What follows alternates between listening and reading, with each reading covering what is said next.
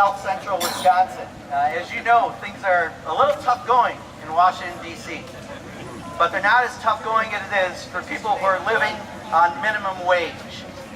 And it's not that everyone has a tough time. In fact, right now, the stock market is basically rebounded and holding steady from where it was several years ago. The Standard & Poor's top 500 companies, their profits are record highs. And the richest Americans, well, in the last 45 years, the vast majority of Americans, 90% of us, our average increases of income have been only $59,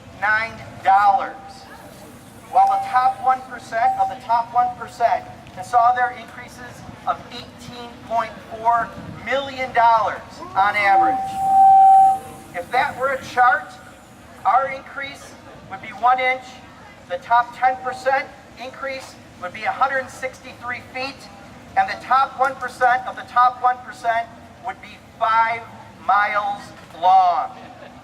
My friends, we need a pay raise. You need a pay raise. And you know who needs it the most? Those who are working hard at minimum wage. Yes. At the current minimum wage, you're making about $15,000 a year, a wage that hasn't increased in the last 4 years. And how do you get by? Well, often you don't. Or you work 2 jobs or 3 jobs, and you struggle to get by. And that's not fair. I'm a small business owner, and I value and appreciate the people that work for me. I know that their hard work grows my business, and in turn, their families should benefit as my business benefits. But not all businesses look at it that way. Some people only look at the bottom line, the bottom corporate profit line. They ignore their employees, the very people who make them those generous profits. But that's not the only thing that's wrong with a low minimum wage. It's also bad for our economy. The old saying of a rising tide lifts all boats is true.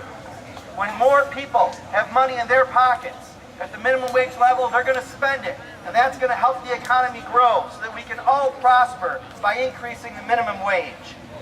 And the bottom line, that means more people spend money in businesses, and that's good for business. So I'm just here to thank everyone who works so hard on minimum wage. Thank you for your hard work, your efforts, and your perseverance. And I stand here in support of the hundreds of thousands of people who need that raise. You need that raise for your hard work, for your families, and for our national economy. You deserve a wage increase, Wisconsin. You deserve a raise. Solidarity, brothers.